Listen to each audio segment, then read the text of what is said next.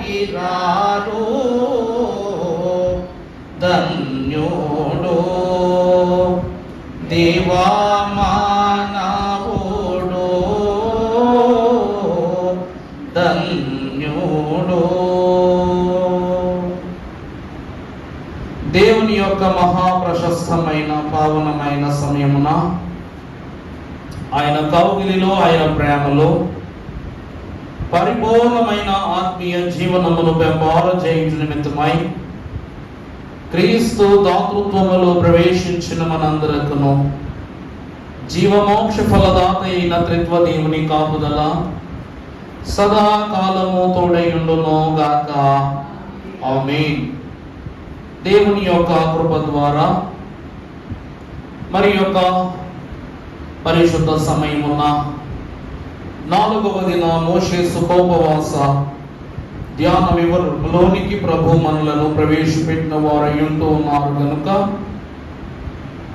దేవుని యొక్క కృప ద్వారా మరి యొక్క ఉపకరణమును గూర్చి జ్ఞాపకము చేసుకున్నటకు ప్రభు ఇచ్చిన సమయాన్ని వృధాపరచుకొనక దైవ వాక్య ధ్యానములోనికి ప్రవేశిస్తూ పరిశుద్ధ గ్రంథములో నుండి నిర్గమాకాండ గ్రంథము 28వ అధ్యాయము 15వ వచనాన్ని చదువుకుందాం.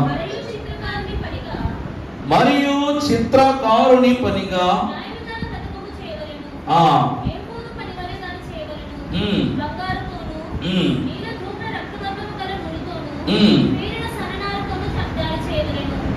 అలాగే 30వ వచనం కూడా చేయండి, చదవండి. మరియు నీవు న్యాయ విధాన పథకములో ఉరీమును తుమ్మీమును వాటిని ఉంచవలెను.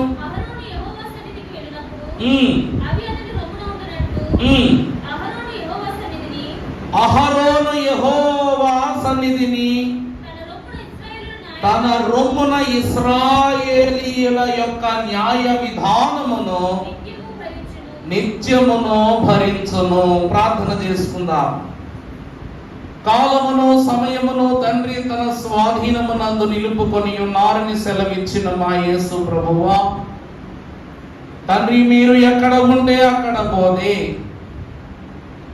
కొండ మీద ఉంటే కొండ మీద పోదే, దేవాలయమునందు ఉంటే దేవాలయములో పోదే, నావలో ఉంటే నావలో పోదే, కడకు కలువరి సిలువలోనూ అమూల్యమైన నీ ప్రశస్తమైన బోధే కనుక ప్రభువా, అట్టి బోధకుడును ప్రధాన యాజకుడునవైన నీవు అల్పుడను బలహీనుడనై ఉన్న నన్ను నీ దాసునిగా నిలువబెట్టుకుని నా తరుణమును బట్టి మాటలాడు మాటలో, బోధించు బోధలో, అందించు మర్మములో ప్రతి అడుగును, ప్రతి వివరమును, ప్రతి అక్షరమును దైవ వాక్య జ్ఞాన సంపత్తి చేత నీ బిడలకు అగుపరచి నన్ను నీ మాలికగా వాడుకొనుమని సత్యవాక్యము ద్వారా నిత్య జీవములోనికి మమ్మలను నడిపించు యేసు నామమున మిక్కిలి వినయముగా బ్రతిమలాడి వేడుకొనుచున్నాము తండ్రి. జీవము గల తన వాక్యమును జీవాత్మ స్వరూపులై అందుకొనుటకు వచ్చిన మీకు జీవ మర్మములను త్రిత్వ దేవుడు బోధించునుగాక.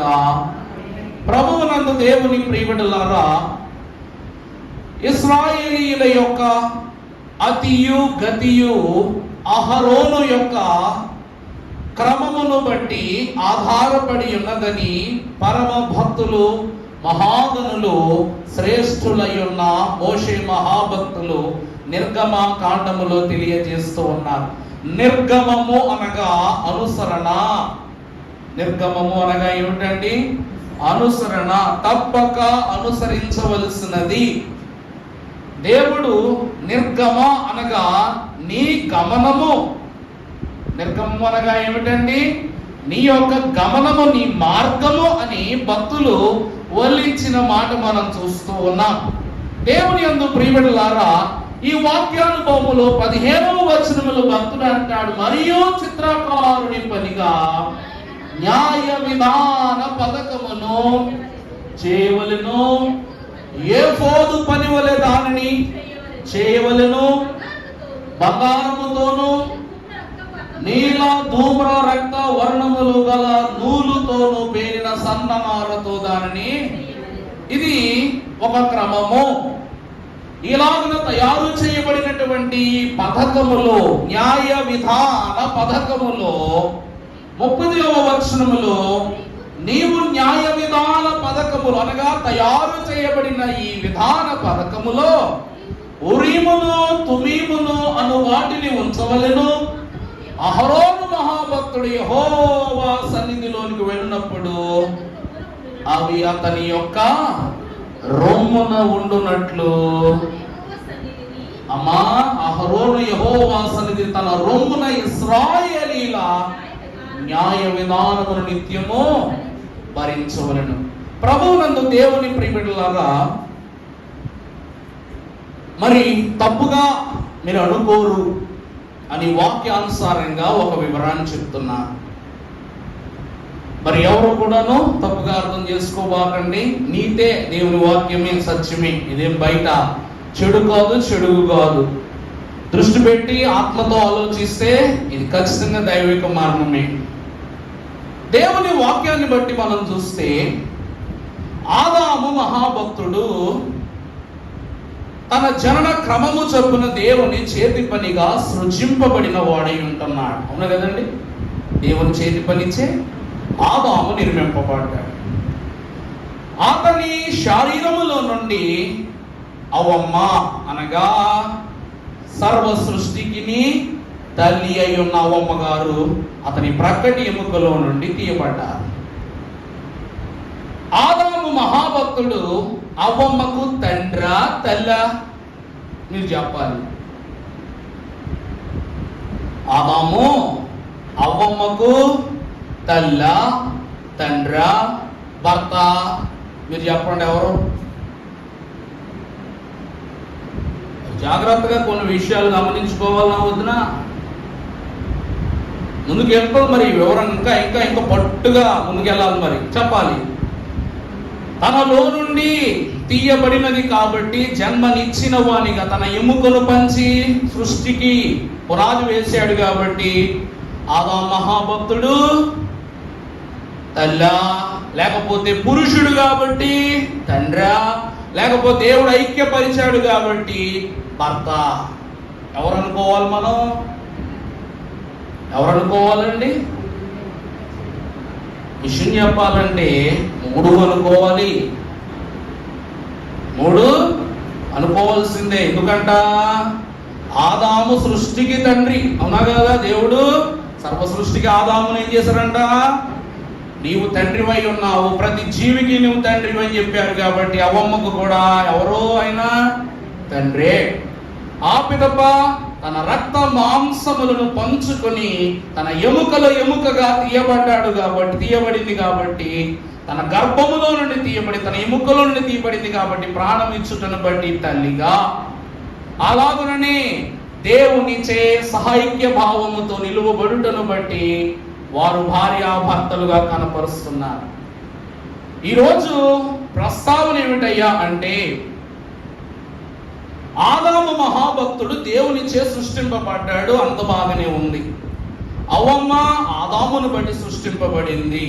మరి ఇక్కడ కిటుకు చెప్తున్నాను, గమనించుకోండి. మరి ఇదేం తప్పు కాదు, చెడుగు కాదు. ఏంటంటే ఆదాము మహాభక్తుడు పురుషుడు, ఈమె స్త్రీ.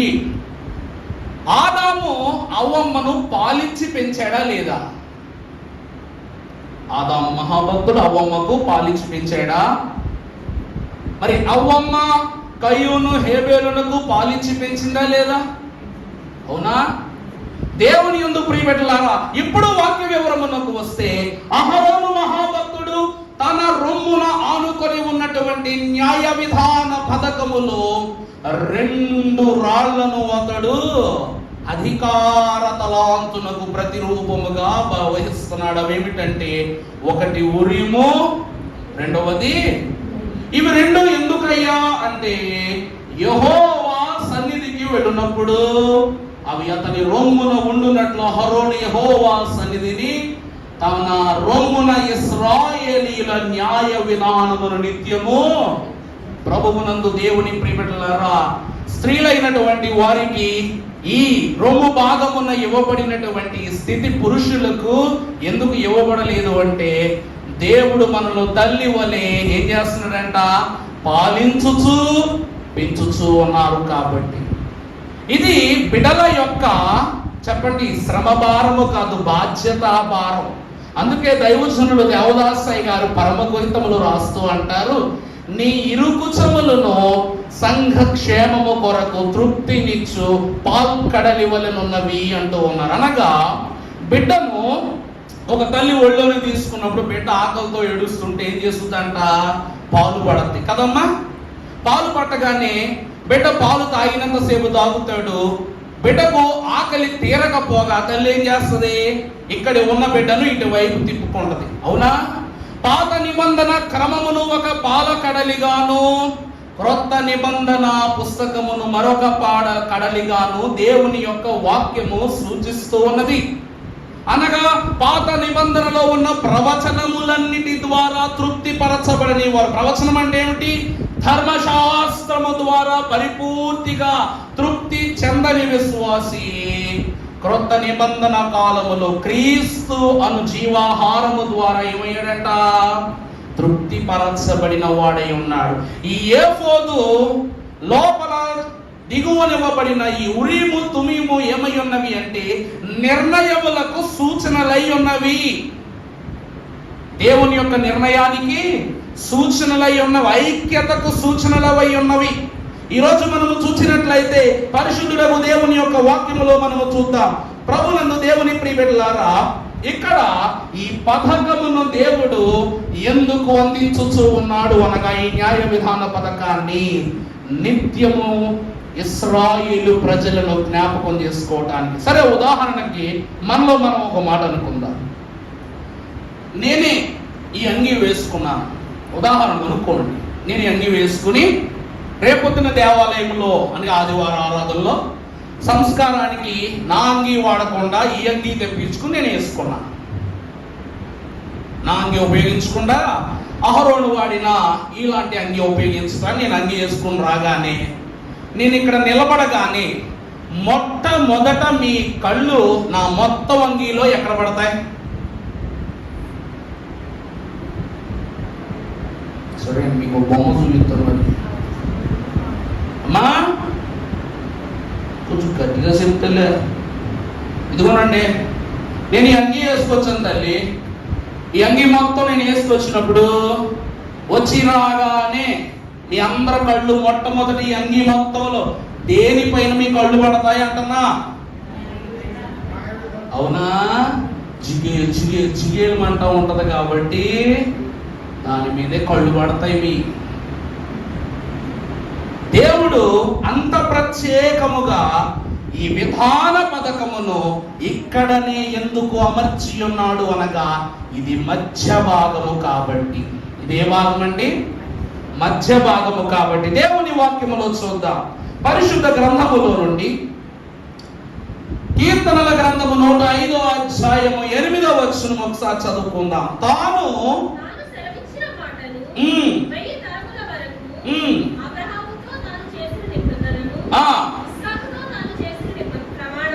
ఇస్సాకుతో తాను చేసిన ప్రమాణమును ప్రభువునందు దేవుని ప్రియమిట్లరా, ఇప్పుడు మీరు చూశారు, చూడగానే ఇదే మీ కంటికి శుచిగా అనింది.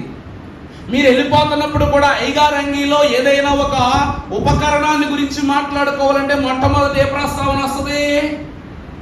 ఈ ప్రస్తావనే వస్తుంది. ఎందుకో తెలుసా? ఇది మీ మనస్సులో ఏమైపోయింది?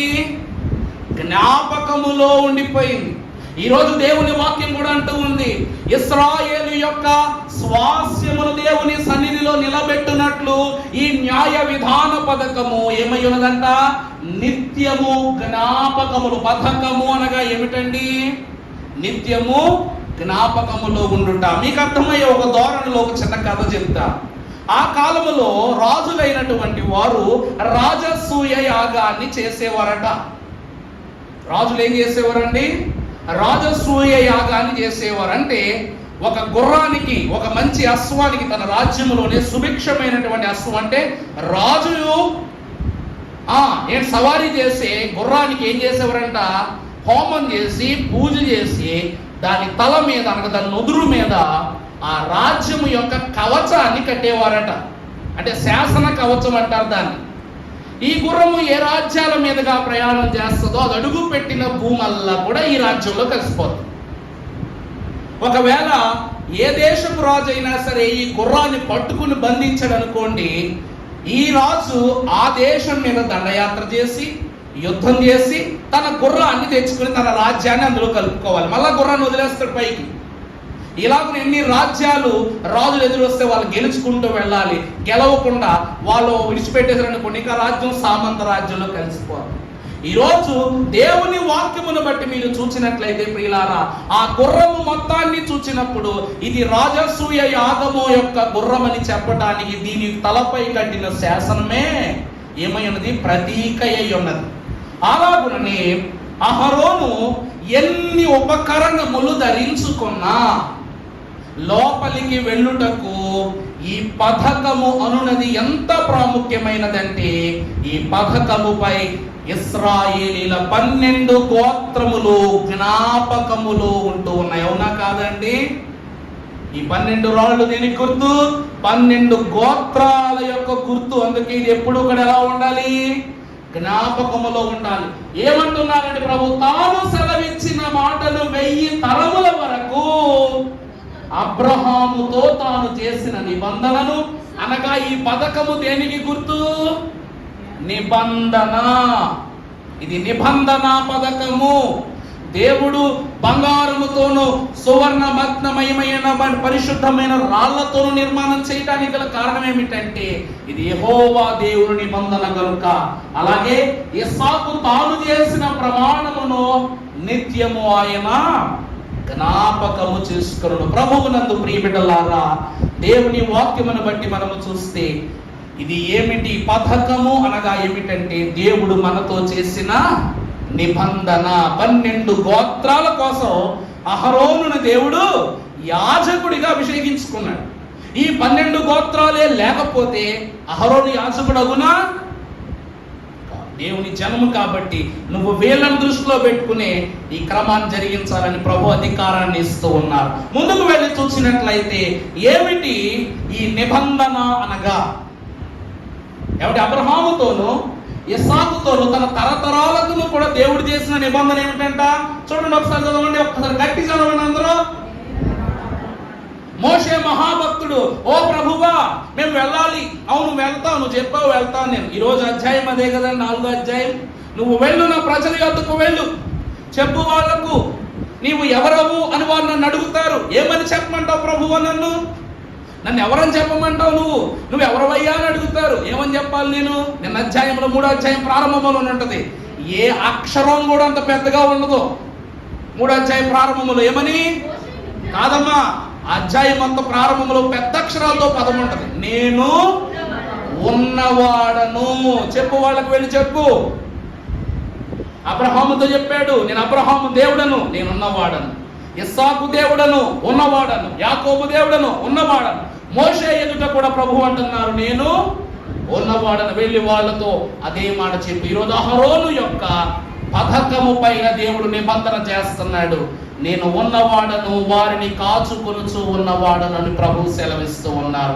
ప్రభునందు దేవుని ప్రియబిడ్డలారా, అట్టి స్థితియే ఈరోజు పథకము ఒక జ్ఞాపకముగా, నిబంధన జ్ఞాపకముగా ప్రభు ఎదుట కనపరచబడుతూ ఉంది. వాక్యములో మనము చూస్తే ప్రియులారా, పథకము అనగా ఏమిటి అంటే దేవుని న్యాయ విధులను. ఈ పథకము దేనికి గుర్తంట? దేవుని న్యాయ విధులను జ్ఞాపకం చేస్తూ. చదువుకుందాం నిర్గమకాండము 28-29. అట్లా అహరోను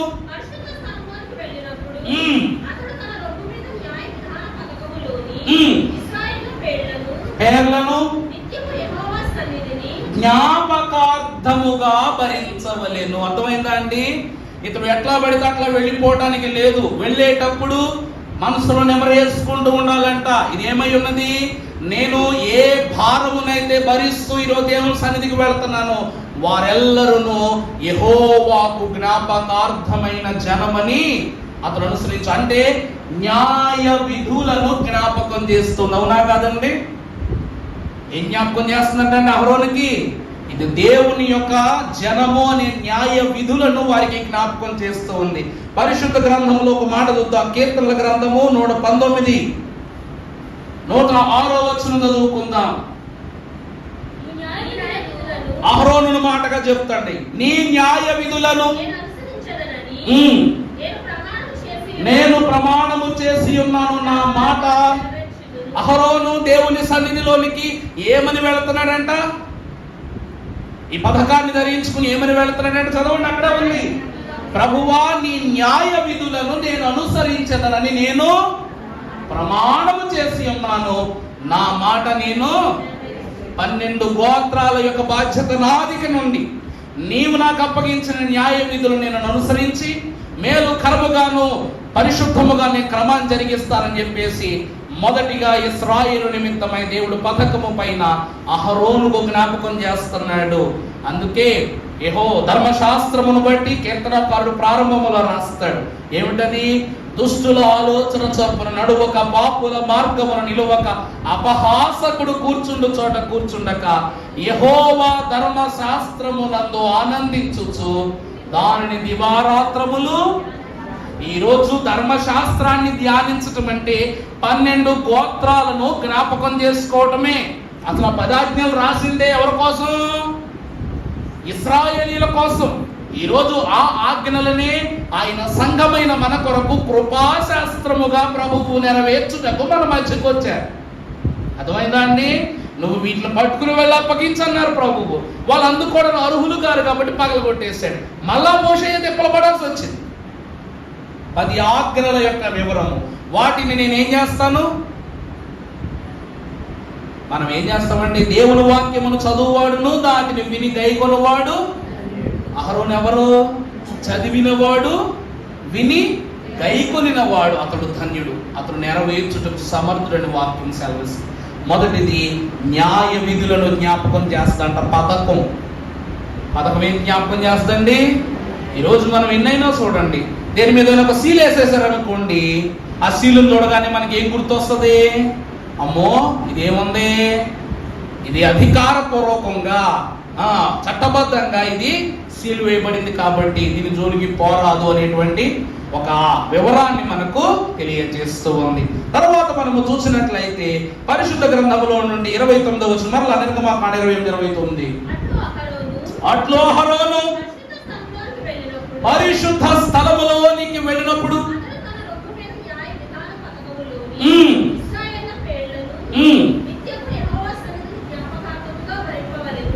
చూడండి, అట్లు అహరోను పరిశుద్ధ స్థలములోనికి వెళ్ళినప్పుడు అతడు తన రొమ్ము మీద న్యాయ విధాన పథకములోని. ఇక్కడ మీకు ఏమన్నా క్రొత్త విషయం అని తెలుస్తుందా? మొదటిగా చూస్తే అహరోను పరిశుద్ధ స్థలములోనికి వెళ్ళి, దేవాలయము 3 భాగాలుగా విభజించబడింది. మొదటిది అది పరిశుద్ధ స్థలం ఆవరణ. మధ్య భాగం ఏమై ఉన్నది? పరిశుద్ధ స్థలమై ఉన్నది. తర్వాత అతడు తన రొమ్ము మీద, చూడండి, తల, కాళ్ళ భాగం, దీన్ని ఏ భాగం అంటారు చెప్పండి? తలకి కాళ్ళకి మధ్య ఉన్న భాగాన్ని ఏమంటారు అమ్మా?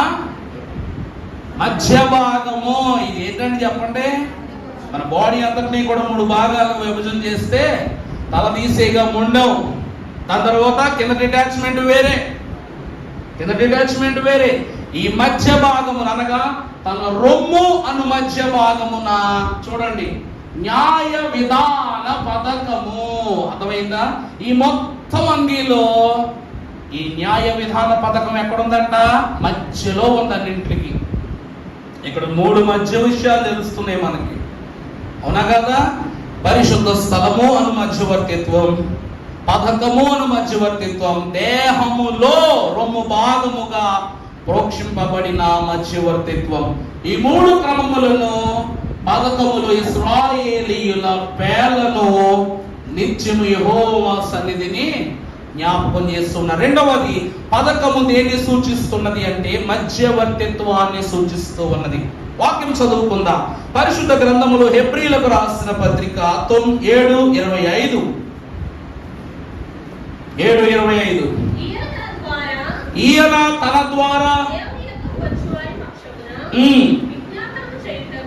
విజ్ఞాపనము చేయుటకు నిరంతరము జీవించుచున్నాడు. వారిని సంపూర్ణముగా రక్షించుటకు. అమలారా చాలండి. అక్కడే మధ్యవర్తిత్వం అనే పదం ఎక్కడైనా కనబడిందా మీకు? మధ్యవర్తిత్వం అనే పదం కనబడిందా మీకు ఎక్కడైనా? మరి నాకు కనబడుతుందండి. మా వచ్చువారి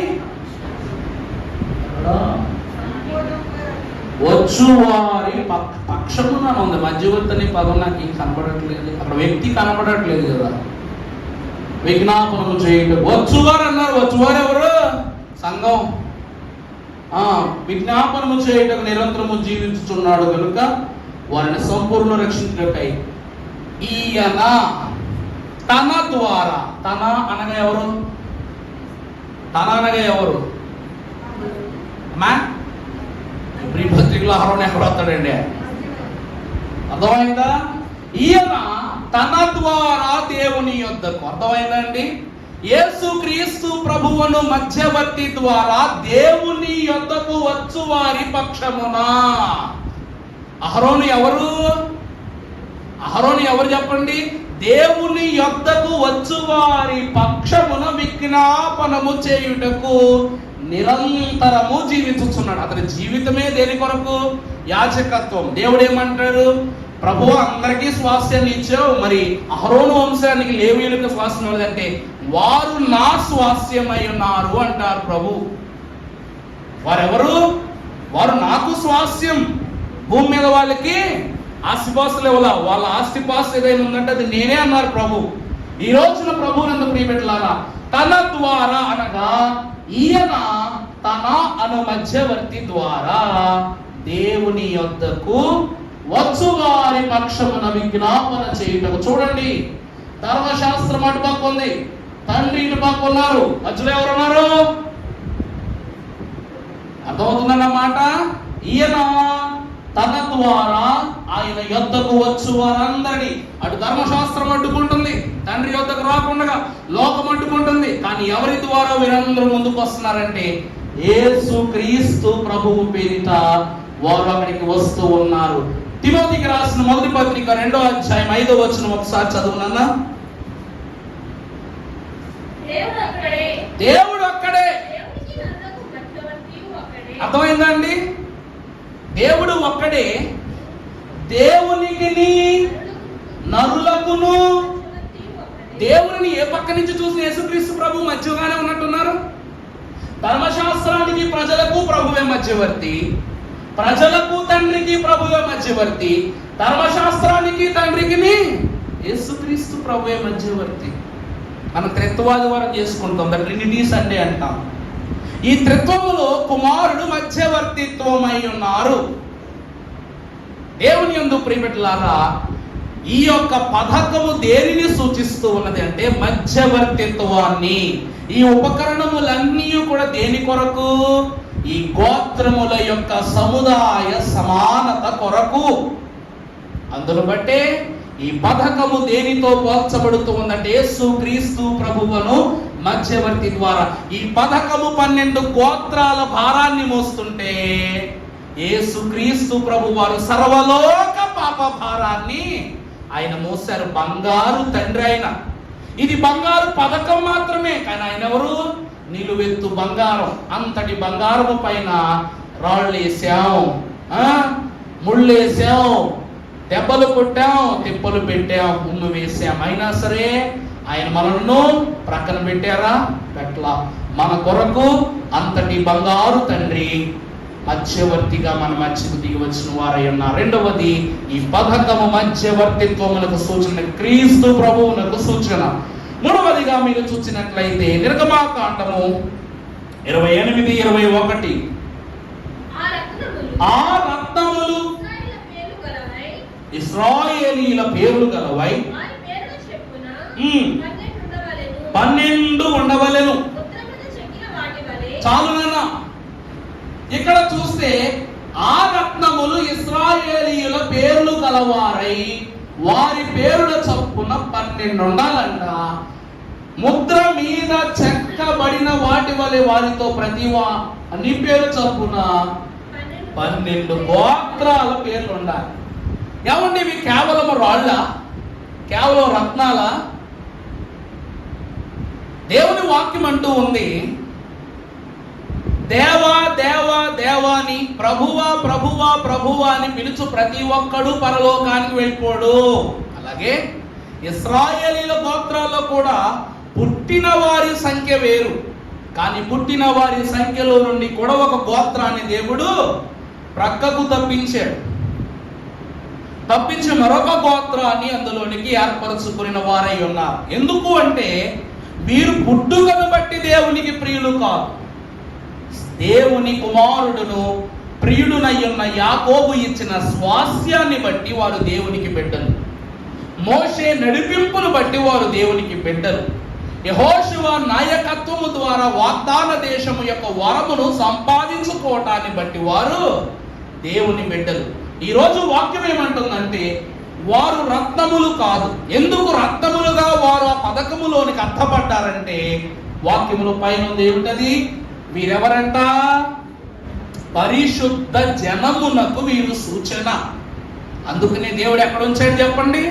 కంటికి తగదగలాడుతూ ఉంచాడు అన్నమాట. దేవుడు సెలవిచ్చినట్టు 12 గోత్రాలు గోత్రానికి గొప్ప, ఒక గోత్రానికి మెప్పు, ఒక గోత్రానికి తప్పు, ఒక గోత్రానికి నొప్పు పెట్టలేదండి. 12 గోత్రాలకి దీవెన ఇచ్చాడు దేవుడు. 12 గోత్రాలు రంగులు వేరేమో కానీ దీవెనలు మాత్రము వేరుగా దేవుడు ఇవ్వలేదు. అందుకే దేవుని యొక్క వాక్యాన్ని మనము చూస్తే వీరు పరిశుద్ధ జనమునకు సూచనగా కనిపిస్తున్నారు. వాక్యంలో చూస్తే పరిశుద్ధ జనము అనగా పేతురు రాసిన మొదటి పత్రిక 2వ అధ్యాయం 9వ వచనంలో చూస్తే, అయితే మీరు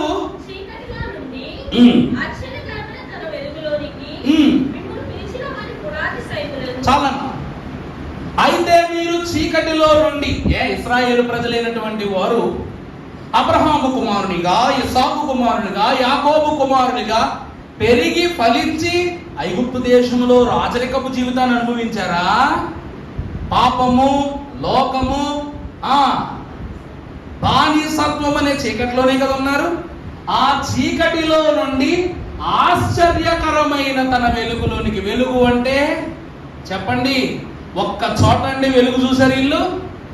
ఐగుప్తు రామశేషు నుండి సుక్కోతు వరకు, రెఫీదీము, ప్రతి స్థలములోనూ కూడా తన మహిమను దేవుడు చూపిస్తున్నాడా లేదా?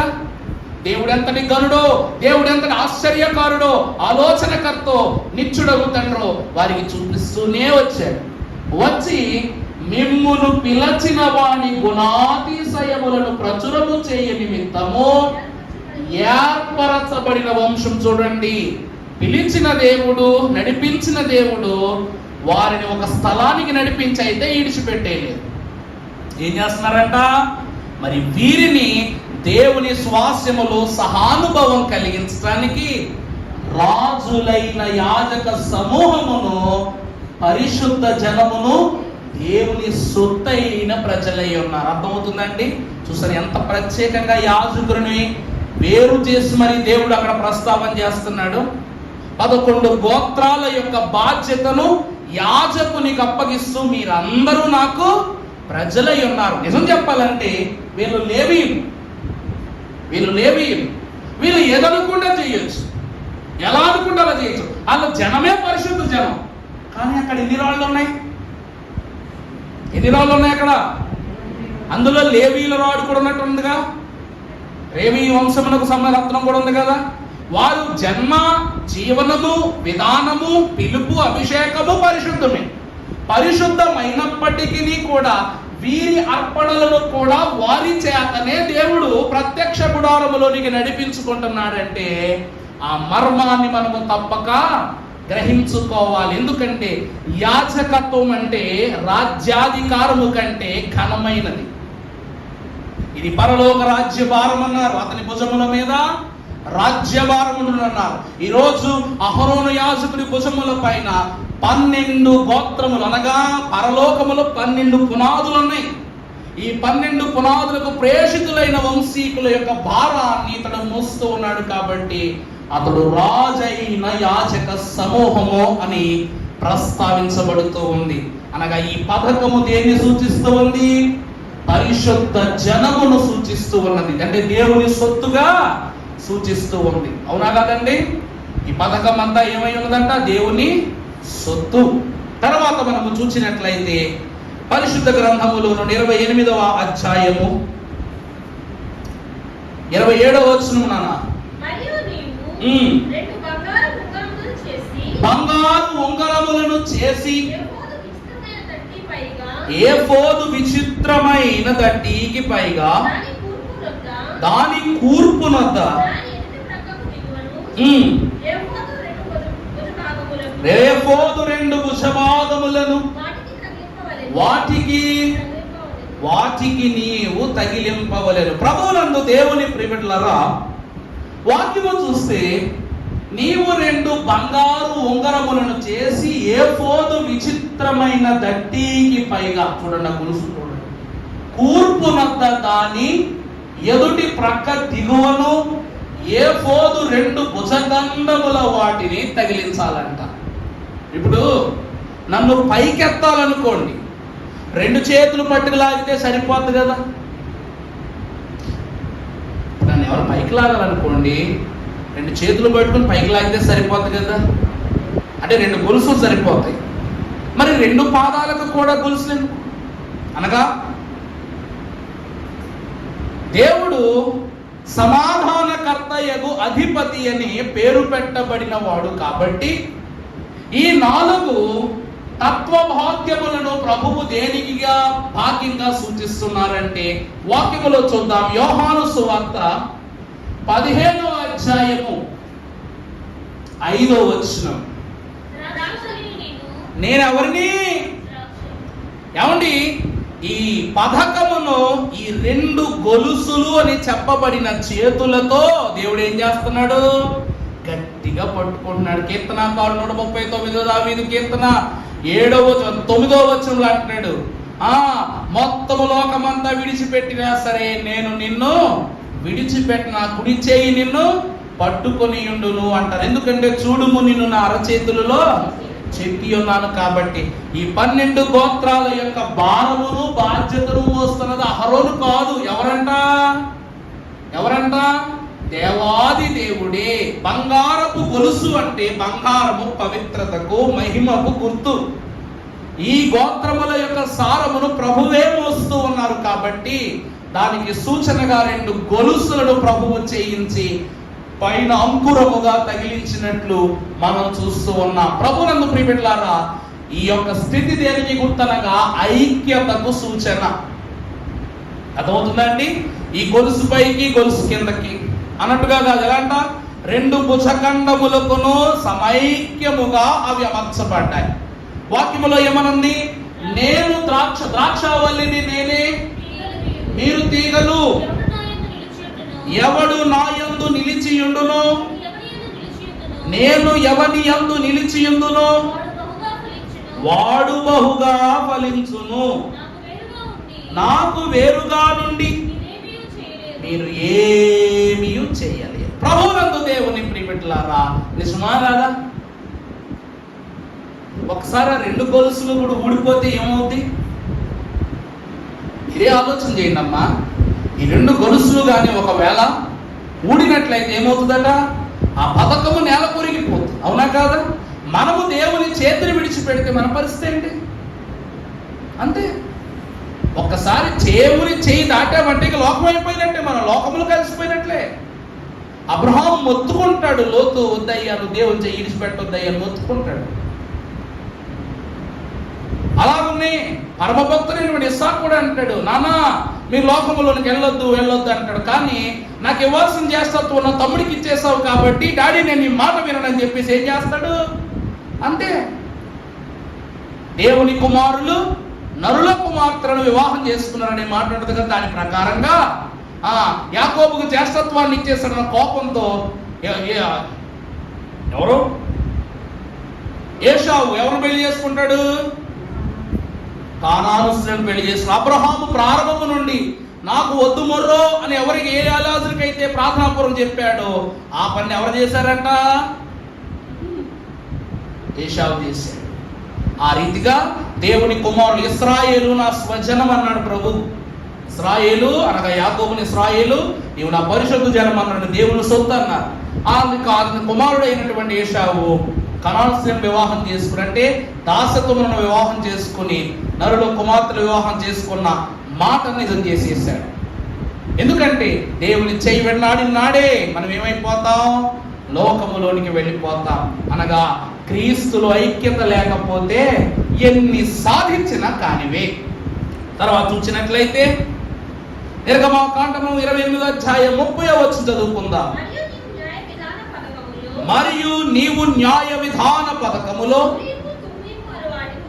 ఉరీము తుమీము అను వాటిని నువ్వు ఉంచుకొనవలెను.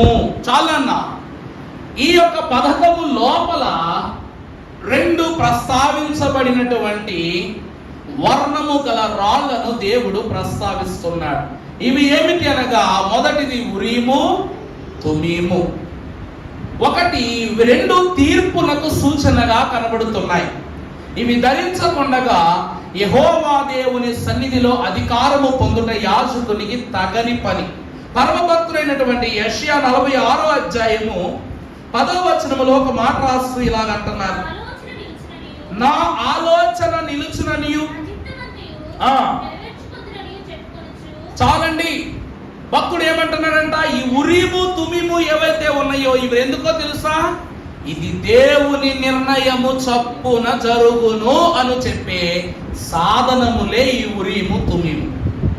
మంచి చెడు, పాపం పుణ్యం, కష్టం సుఖం, దేవుడు దెయ్యం, ఎలాగైతే ప్రతి దానికి అటు ఇటు ఉంటాయో అలాగునే మానవుని ఆలోచనయు దేవుని ఆలోచనయు సాఫల్యతలోనికి వచ్చినప్పుడు దేవుని నిర్ణయం, అంటే అహరోను వెళ్ళిపోతున్నాడు, దగ్గమని వెళ్ళిపోతున్నాడు, నైవేద్యం పట్టుకెళ్ళిపోతున్నాడు, నైవేద్యం పెట్టేస్తున్నాడు, ప్రార్థన చేసేస్తున్నాడు, విజ్ఞాపన చేసేస్తున్నాడు. ఎలా చేసేస్తున్నాడండి? ఆ మాట మీకు అర్థమవుతుందా? దేవుని సన్నిధిలోనికి వచ్చాం, ప్రార్థన చేసుకున్నాం. నువ్వు ప్రార్థన చేసుకున్న విషయం దేవునికి చేరాలి అంటే మధ్యలో ఏదో ఒక స్థితిని నువ్వు కనపరుచుకోవాలి. అవునా కాదా? ఆ కాలంలోనంట దైవజనుడు దేవదాసయ్య గారు ఒక తల్లి గారికి అనారోగ్యం వచ్చినప్పుడు ప్రార్థన చేస్తే, ఈ ప్రార్థన నేను తప్పక నెరవేరనివ్వకూడదని సాతానుడు ఏం చేశాడంట, ఆమెను మరింత బలహీన పెట్టి ఆమె ప్రార్థన దేవుని సన్నిధికి చేరకుండా అడ్డుకున్నాడంట. ఏదైతే దేవుని సన్నిధిలోనికి ఆ ప్రార్థన చేరిపోయిన తర్వాత దేవుడు దూతను పంపి ఆ నెరవేర్పును ఆ దూతకిచ్చి పంపిస్తున్నప్పుడు సాతానుడు ఆ దూతను అడ్డుకుని తన వాయుమండల లోకములో బంధకం చేసేసాడంట. చేస్తే దేవుడు మరలా మిఖాయేలును పంపివేసి సాతాను యొక్క స్థితి నుండి ఆ దూతను విడిపించి దేవుడు ఆ నెరవేర్పును పంపించడానికి ఎంత సమయం పట్టిందో చూడండి. ఆ మాట అర్థమవుతుందా అండి? దానియేలు రాత్రంతా ప్రార్థన చేశాడు. దానియేలు రాత్రంతా ప్రార్థన చేస్తూనే ఉన్నాడు. ఈ ప్రార్థనకు ప్రతిఫలముగా రాజు కూడా దానియేలు కొరకు ప్రార్థన చేస్తున్నాడు. అందుకే మనం అంటాం, ఆలస్యమైనంత మాత్రమున అది నెరవేరదనుకొనవద్దు. కాలము పరిపూర్ణము కాగా ఖచ్చితముగా అవన్నీ కూడా నెరవేర్చబడునన్నారు. దైవజనులు ఆయన చేసిన ప్రార్థన కొరకు ఆమె కనిపెట్టుకునుటను బట్టి దేవుడు నెరవేర్పుతో ఆమె ఆరోగ్యమును సంతుష్టిపరచినట్లు మనం ఎన్నో విషయములను దైవజనుని క్రమాల్లో మనం చూచాం. ప్రభువునందు దేవుని ప్రియబిడ్డలారా, లోకములో మీ తలంపుల వంటివి కాదు నా తలంపులు అన్నాడు ప్రభు. నిజమా కాదా? మీ కార్యముల వంటివి కాదు నా కార్యములు, నా క్రియలు అన్నారు. ఈరోజు ఈ ఉరీము దేనికి సూచనగా కనబడుతుందంటే నిర్ణయానికి సూచనగా కనబడుతుంది.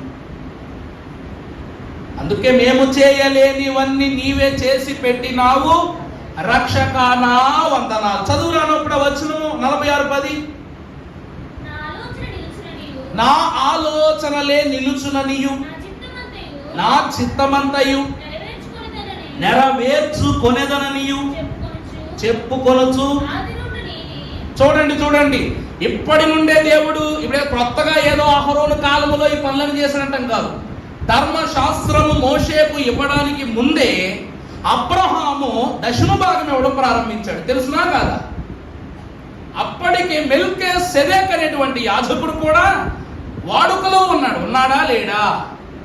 మరి ధర్మశాస్త్రం లేనప్పుడు, యాజకత్వము ప్రతిష్ఠింపబడినప్పుడు దేవుని క్రమాన్ని అనుసరిస్తూ దశమ భాగాన్ని మెల్కీసెదెకు అనే యాజకునికి అబ్రహాము ఎలాగ అందించాడంటే, ఆ కాలమున అబ్రహాము శాస్త్రము అనేటువంటి క్రమాన్ని దేవుడు ఆ దినమున అబ్రహాముకు బయలుపరుచుకున్నాడు. అందుకే తన అర్పణలలో నుండి ప్రథమ ఫలమును అబ్రహాము మహాభక్తుడు ఎప్పటికప్పుడు మెల్కీసెదెకునకు అర్పణగా ఇచ్చేవాడు. ప్రభువునందు దేవుని ప్రియబిడ్డలారా, ధర్మశాస్త్రము భూమికి రాకమునుపే దేవుని ఆచరణను అబ్రహాము మహాభక్తుడు ఆచరించుకున్నారంభించాడు.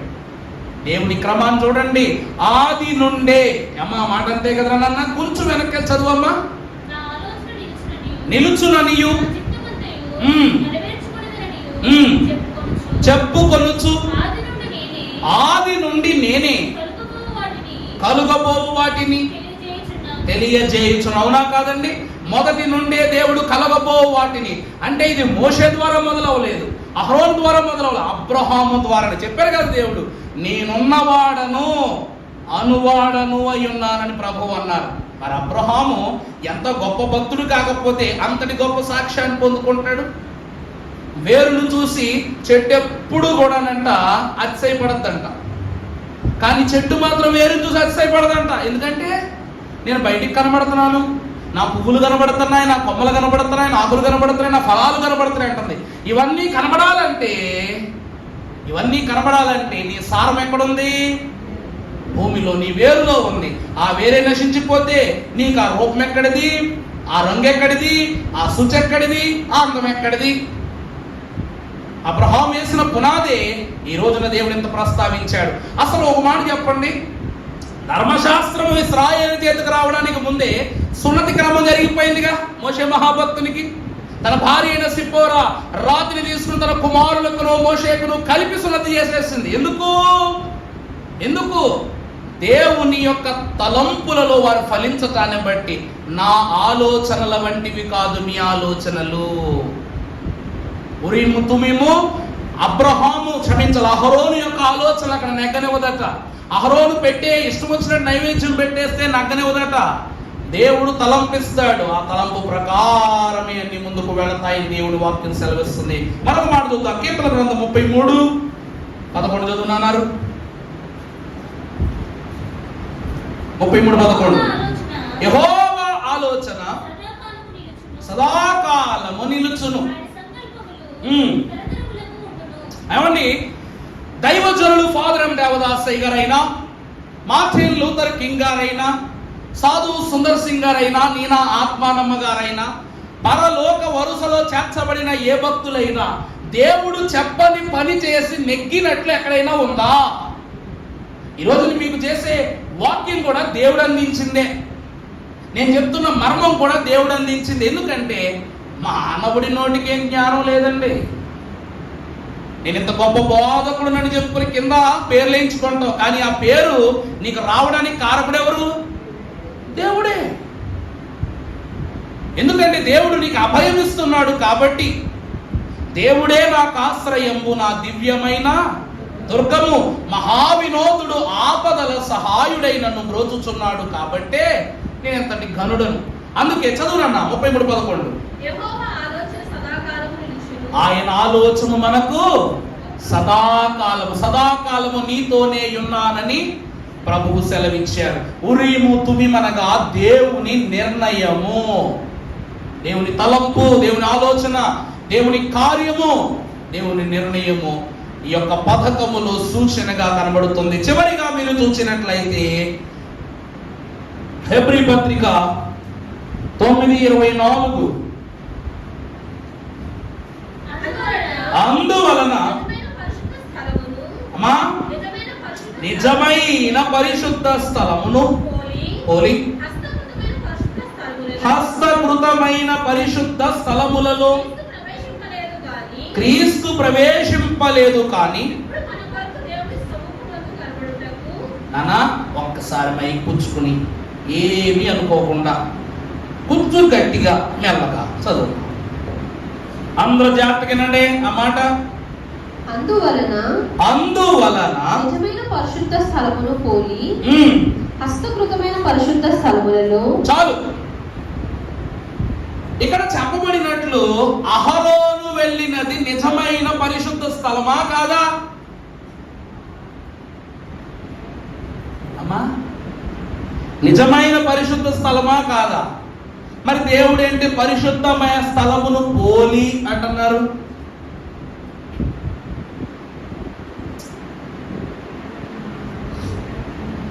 ఈ భూమి మీద ఉన్నది నిజమైన పరిశుద్ధ స్థలమా? పరలోకములో ఉన్న దేవాలయాన్ని బట్టే కదా దేవుడు ఇక్కడ ప్రత్యక్ష గుడారాన్ని నిర్మాణం చేశాడు. అవునా కదా? చదువుమా, స్లో చదువుమాట. అందువలన పరలోకమునందు ఉన్న పరిశుద్ధ దేవాలయములో ఉన్న నిజమైన పరిశుద్ధ స్థలమును పోలి. అర్థమైందా? ఏ చేతి పని కలిగినటువంటి పరమ భక్తులైనటువంటి వారిని మోషే ద్వారా ఏర్పరచుకొని దేవుడు మందసము యొక్క పనిని, ప్రత్యక్ష గుడారము యొక్క నిర్మాణమును మానవుల చేతితో నిర్మించుకున్నాడు. అది జాడ, ఇది నీడ. అర్థమైందా? అంటే చేతి పనిగా అక్కడి నుంచి కనిపించి హస్తకృతమైన పరిశుద్ధ స్థలములలో. అర్థమైందా? ఈ ప్రత్యక్ష గుడారంలోనికి యేసుక్రీస్తు ప్రభు వచ్చారా?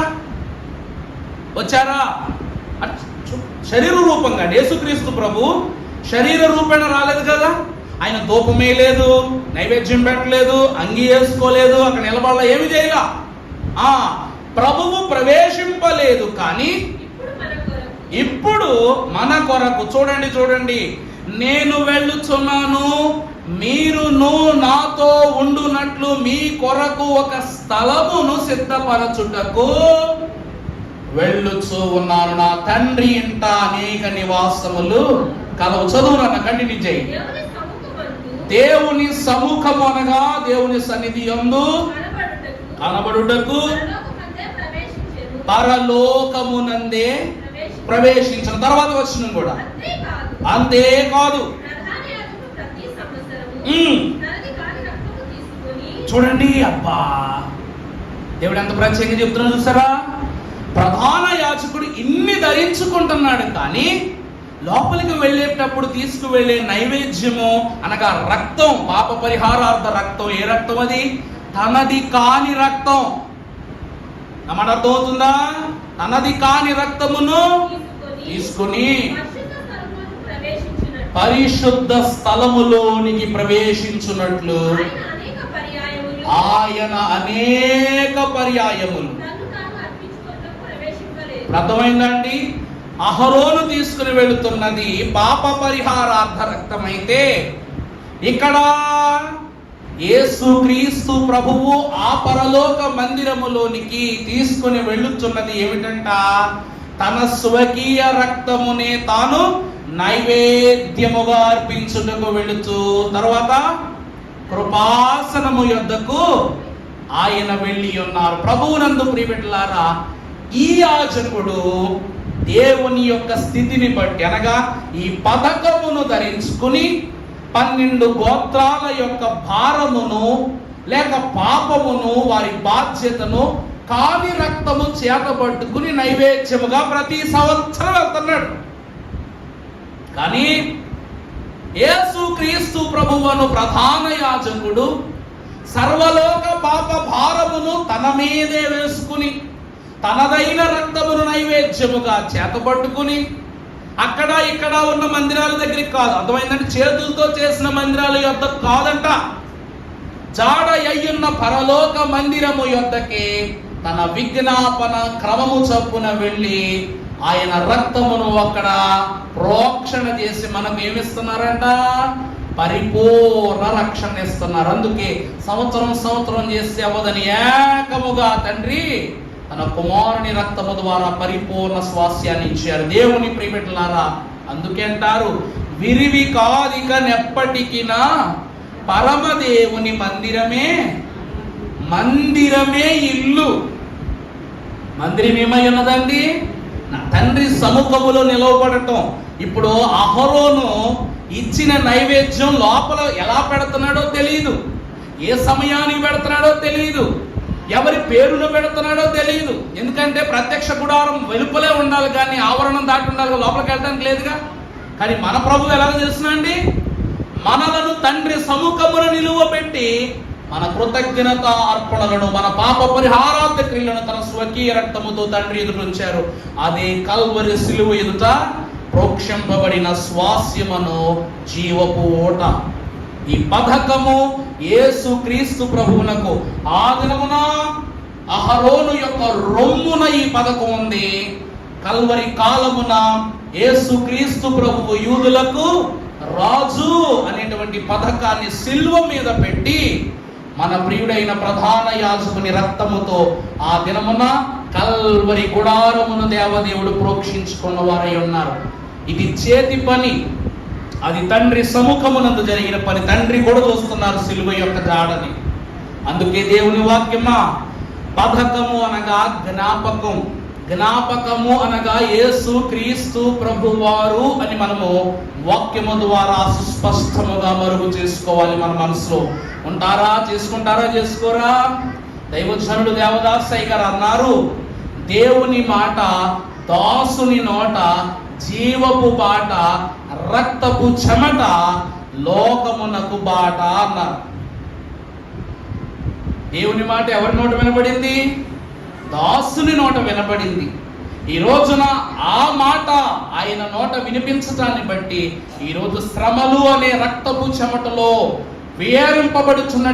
వేధింపబడుచున్నటువంటి సంఘము మోక్షమునకు తుదిబాటను పొందుకొనబోతున్నది. కాబట్టి ప్రభు అంటున్నారు, విరివి కాదిక నెప్పటికి నా పరమదేవుని మందిరమే నా ఇల్లు అన్నారు. పథకం అనగా యేసు క్రీస్తు ప్రభువు. దేవుని సంఘమా, 6 విషయాలు మనం దేవుని వాక్యములో ఈ దినమున ధ్యానం చేసుకున్నాం. మొదటిది ఏమిటి అనగా, పథకము దేని సూచిస్తుంది? న్యాయ విధులను జ్ఞాపకం చేస్తుంది. పథకము మధ్యవర్తిత్వాన్ని సూచిస్తుంది. పథకము పరిశుద్ధ జనమైన ఇశ్రాయేలీలను సూచిస్తుంది. అలాగే పథకము క్రీస్తులో ఐక్యతను సూచిస్తుంది. 5వది దేవుని యొక్క నిర్ణయం, ఉరీము తుమీము, దేవుని నిర్ణయాన్ని ఈ పథకం సూచిస్తుంది. ఇది కంటికి కనబడదు, నిర్ణయం అంతా దానిదే. చివరిగా చూస్తే ఈ పథకము దేవుని యొక్క కృపాసనము యొద్దకు మనం తీసుకుని వెళ్తుంది. అవునా? ఈ పథకాన్ని పెట్టుకునే కదండి లోపల దాకా వెళ్తున్నాడు. అలాగే క్రీస్తు అను మన ప్రియ రక్షకుడు సంఘమును చేత్తో పట్టుకుని, గుప్పెట్లో పెట్టుకుని, గుండెకు హత్తుకుని ఎక్కడ తీసుకెళ్తున్నాడంట? తండ్రి సన్నిధికి తీసుకుని వెళ్తున్నాడు. తండ్రి ఆలయం యొద్దకు తీసుకుని వెళ్తున్నాడు. సమీపింపరాని తేజస్సు యొద్దకు తీసుకుని వెళ్తున్నాడు. అందుకే దేవుని సంఘమా, మన పథకము ప్రభువే, మన రక్షకుడు ప్రభువే. దేవుని స్వాస్యము ద్వారా ఈరోజు శాసనమును పథకమునైన యేసు క్రీస్తు ప్రభు వారి యొక్క సంపూర్ణ స్వాస్యము, రక్షణ దేవుడు మనకు సదా దయచేయును గాక. ఆమేన్. ధ్యానము జరిగించుకుందాము.